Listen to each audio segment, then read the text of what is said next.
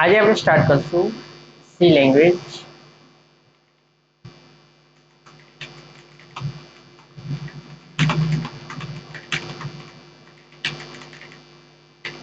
C language is the mother language of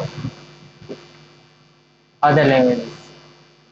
એટલે કે જ્યારે આપણે કોઈ પણ પ્રોગ્રામિંગ લેંગ્વેજ કરવાનું આવે એના પહેલા આપણને સી લેંગ્વેજ કરવું પડે, જેની અંદર બેઝ ઇન્ફોર્મેશન આપણી બધી કવર થઈ જશે.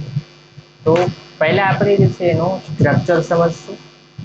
સ્ટ્રક્ચર એટલે કે એ પ્રોગ્રામ બનાવવા માટે કઈ કઈ રિક્વાયરમેન્ટ નોર્મલી હોવી જોઈએ. તો અહીંયા આપણી પાસે એક ઓપ્શન આવશે હેડ studio.h only.h.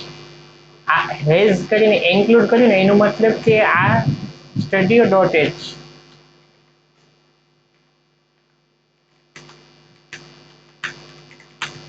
આ હેડર ફાઇલ છે. આનો મતલબ કે આના રિલેટેડ જે ફંક્શન છે એ કોઈ જગ્યાએ બનેલા છે, એ ફંક્શનનો યુઝ કરવા માટે આપણે અહીંયા ઇન્ક્લુડ કર્યું એટલે આપણને એ ફંક્શન આખા યુઝ કરી શકાશે. અહીંયાથી આપણી પાસે અત્યારે ડબલ સ્લેશ આપી છે એટલે કમેન્ટ થાય છે.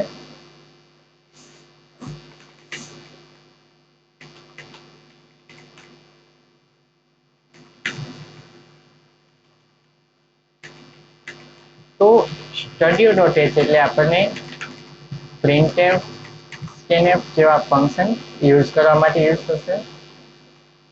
only.h એટલે ક્લિયર સ્ક્રીન, getch જેવા ફંક્શન યુઝ કરવા માટે આપણને યુઝ કરવામાં આવશે. ત્યાર પછી અહીંયા આપણે લેશું મેઇન, પણ મેઇન થી પહેલા આપણે લખશું void main. void એટલે કે આપણે કોઈ પણ ફંક્શન હોય ને રિટર્ન કરતું હોય કંઈક, પણ શું રિટર્ન કરશે એ આપણને ફિક્સ નથી, તો આપણે કોઈ રિટર્ન કરાવતા નથી. તો ત્યારે આપણે અહીંયા આવી જશે void. જો આપણે ન્યુમેરિકલ વેલ્યુ રિટર્ન કરાવતા હશું તો અહીંયા આવશે int main. ત્યાર પછી એનું આ સ્ટ્રક્ચર થશે. આ સ્ટ્રક્ચર ની અંદર આપણે જે છે અહીંયા આપણે લખીએ પહેલા આવશે printf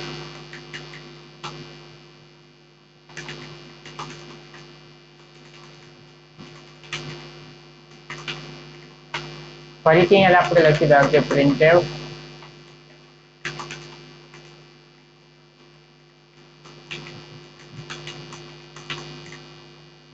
હવે અત્યારે આપણે જે છે પેલા printf આપણે જોઈએ છે જે ક્લિયર સ્ક્રીન getch કાંઈ જ નથી લગાડ્યું, એટલે ચેક કરીએ કે કઈ રીતના આપણું ફંક્શન વર્ક કરતા હોય.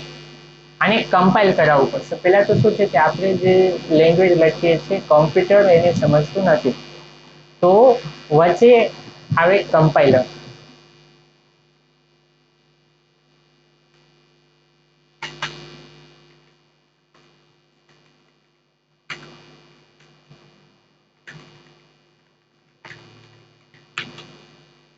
કમ્પાઇલર શું કરશે,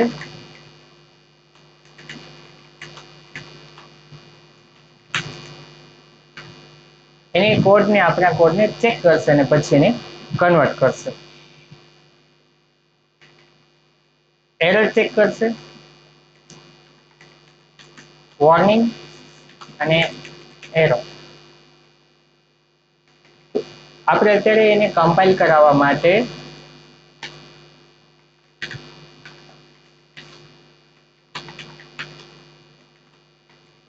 alt F9 લખજો. જો આપણી પાસે અત્યારે સી લેંગ્વેજ એટલે first line, second line, third, 4, 5, 6, 7, 8, 9 9 જેટલી લાઈન યુઝ થાય છે, પણ અહીંયા આપણે જ્યારે કમ્પાઇલ કરીએ છીએ ત્યારે કેટલી આવી? 471 લાઈન આવી છે. એનું મતલબ કે અહીંયા આપણે જે printf ને યુઝ કર્યું છે એ અહીંયા studio.h ફાઇલમાં જાય છે, એની અંદર આટલી લાઈનને કમ્પાઇલ કર્યું તો એના પ્રમાણે આ છે. અહીંયા વોર્નિંગ 0 છે, એરર 0 છે. એક વસ્તુ યાદ રાખવાની, જ્યારે આપણી પાસે વોર્નિંગ ગમે તે હશે આપણો પ્રોગ્રામ રન થઈ શકશે, એરર હશે તો આપણો પ્રોગ્રામ રન થશે નહીં. એન્ટર. હવે આપણે એને રન કરાવીએ. Control F9. ફરીથી કંટ્રોલ F9. કંઈ જ ના આવ્યું. એનું મતલબ કે આપણી સ્ક્રીન તો રન થાય છે પણ આપણે જોઈ શકીએ એના માટે સ્ટોપ નથી થતું. તો એના માટે આપણે અહીંયાથી લેશું ગેટ કેરેક્ટર. જ્યાં સુધી આપણે ત્યાંથી કોઈ પણ ઇનપુટ ના આપીએ ત્યાં સુધી સ્ક્રીન ઊભી રહે.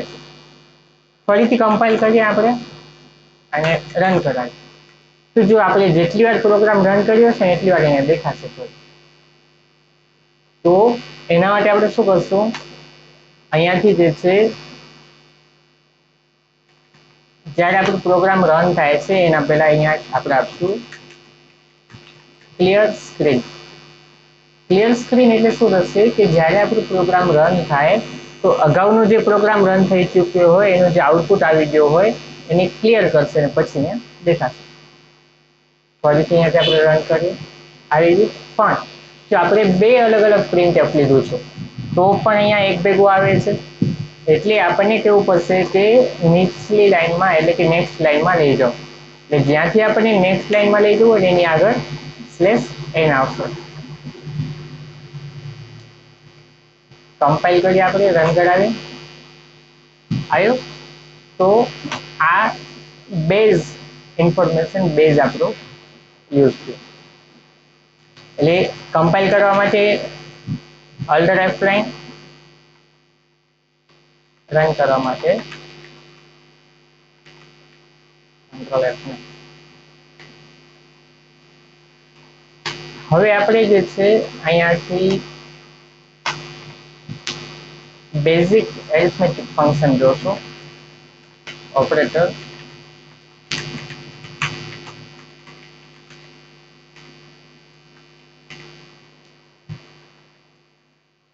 એની અંદર પહેલા તો આપણે જે છે વેરિયેબલ લેશું. ક્લિયર સ્ક્રીનની ઉપર આવશે ઇન્ટ. જો જ્યાં આપણે લખીએ છીએ ને જેનો અક્ષર કલર વ્હાઇટ થાય છે એ કીવર્ડ છે. કીવર્ડ મીન્સ કે આનું પહેલાથી ડિફાઇન થયેલું છે, આનું વર્ડ શું છે અને કઈ રીતના ક્લિક કરશે. એટલે જેવું આપણે કંઈક પણ લખીએ છીએ વ્હાઇટ કલર થાય છે એ કીવર્ડ છે. ઇન્ટ આપણે આપ્યું અહીંયા A, B અને C. અથવા આન્સર જે આપણો હોય. હવે ઇન્ટ એટલે કે ડેટા ટાઈપ છે જેનામાં 0 to 9 એટલે કે ન્યુમેરિક વેલ્યુ સ્ટોર કરશે. અને એના માટે આવશે %d જ્યારે આપણને એની વેલ્યુ લેવી હશે. હવે અહીંયા આપણે આવતી લઈએ printf enter value 1 અથવા value for a.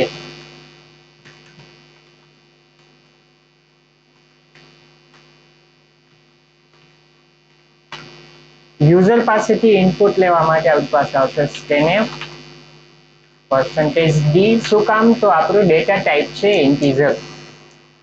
And comma inner comma and એટલે કે મેમરી એલોકેટ કઈ જગ્યાએ કઈ મેમરી ઉપર સ્ટોર થશે. અહીંયાથી એન્ડ અને વેરિયેબલનું નામ. હવે આપણે શું કરશું, ફરીથી જે છે આપણને b ની વેલ્યુ લેવી પડશે. આપણે અહીંયાથી શિફ્ટ એન્ડ આપ્યું, શિફ્ટ ડાઉન એરો કી આપ્યું, કંટ્રોલ ઇન્સર્ટ કોપી થશે અને શિફ્ટ ઇન્સર્ટ પેસ્ટ થઈ જશે. અહીંયાથી આપણે આપી દઈશું b, અહીંયાથી આપણે લઈ લઈશું b. હવે આપણે શું કરશું, તો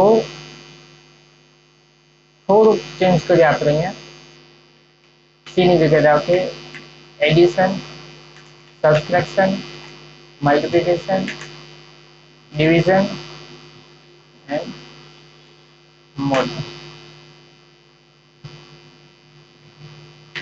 આ વેરિયેબલ આપણે ડિક્લેર કરાવ્યા. હવે એ વેરિયેબલની આપણે જે છે વેલ્યુ અસાઇન કરી. બે યુઝર પાસેથી વેલ્યુ મળી ગઈ.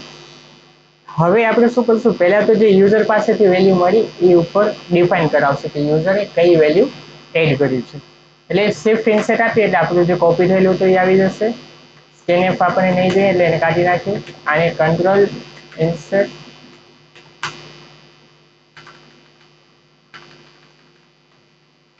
કોપી અને શિફ્ટ ઇન્સર્ટ પેસ્ટ.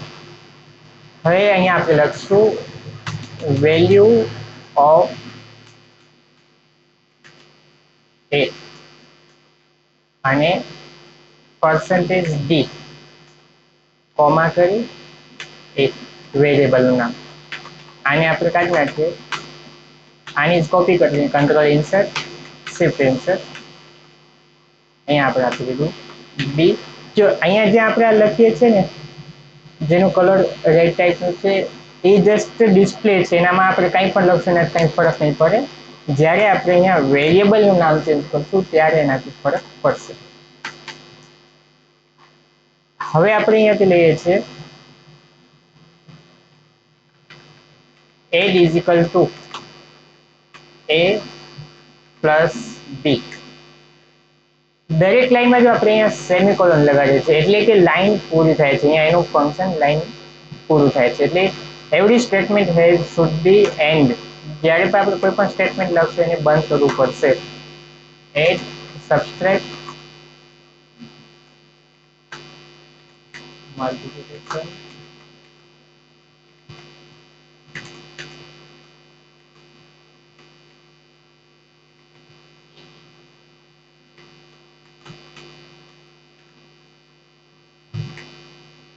હવે એક આપણે અહીંયા જે છે કોડ ચેન્જ કરીએ.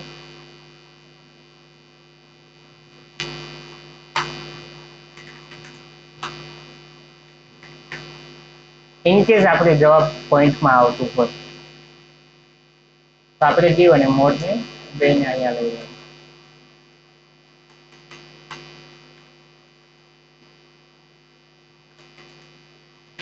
કોમા કરીને આપણે એક કરતા વધારે વેરિયેબલ ડિક્લેર કરી શકાશે.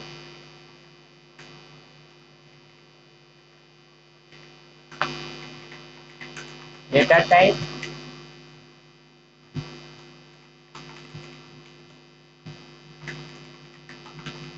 Decimal value like 10.50 comma 20.40. હવે આપણે આ બધાની વેલ્યુ આપી દીધી. અહીંયાથી આપણે ઓકે. હવે જેવું આપણે ચેન્જ કરી હવે અહીંયાથી આપણે પ્રિન્ટ કરાવશું. શિફ્ટ ઇન્સર્ટ આપણી પાસે પડ્યું છે. Shift insert shift insert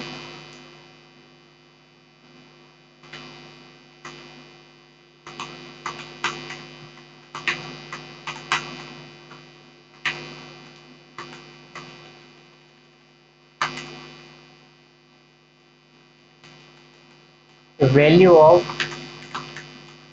8 percentage D. અહીંયા a ની જગ્યાએ થઈ જશે. આની જ કોપી કરવી. Control insert shift insert subtract SCP shift insert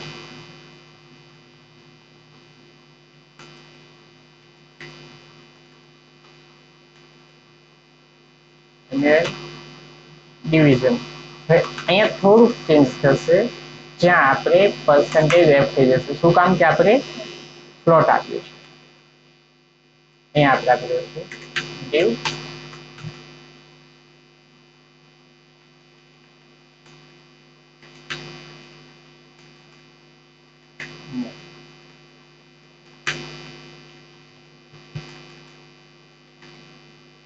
compile કરીએ રન કરાવીએ. ઓકે. જો ફર્સ્ટ અહીં આપણે એન્ટર વેલ્યુ ફોર એ ભેગું થઈ જાય છે. આપણે એને પેલા સ્લેશ એન યુઝ કરીએ એટલે બધામાં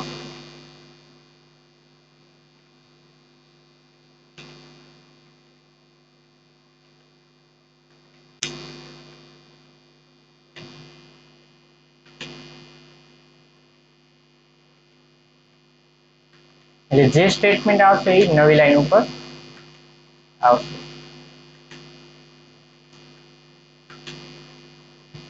Control F9, enter value for A 10, enter value for B 5, value of A 10 અને value of B. હવે સપોઝ આપણને થોડુંક એડવાન્સ લઈએ કે અહીંયા જે દેખાય છે એ જગ્યાએ આપણે અહીંયા મેસેજમાં વેલ્યુ ઓફ એડમાં લખીએ કે 10 + 5 = 1 અને જ્યાં ડેસિમલ વેલ્યુ આપણે આવે છે એની જે છે આપણે ડેસિમલ વેલ્યુ 2 આપી. એટલે ફર્સ્ટ ડેસિમલ વેલ્યુ 2 આપવા માટે .2f હવે અહીંયા થોડુંક આપણે ચેન્જીસ કરીએ.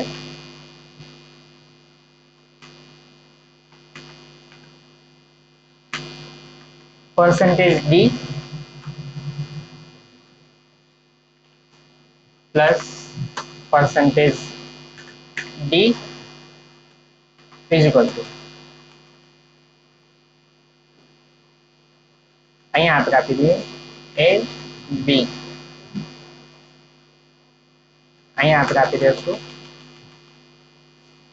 %d મીન્સ કે અહીંયા વેરિયેબલની વેલ્યુ લેશે માઇનસની નિશાની %d is equal to એટલે ફર્સ્ટ જે વેરિયેબલનું નામ લખશે એ પહેલા %d ઉપર આવશે, બીજા વેરિયેબલનું નામ લખશે એ બીજા ઉપર આવશે.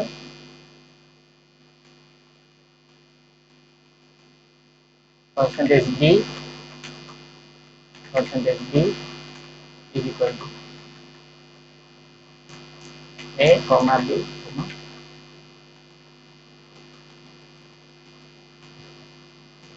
%d divided %d is equal to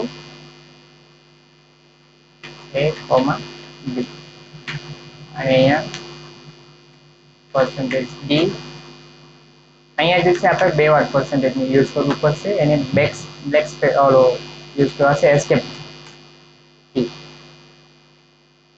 %d is equal to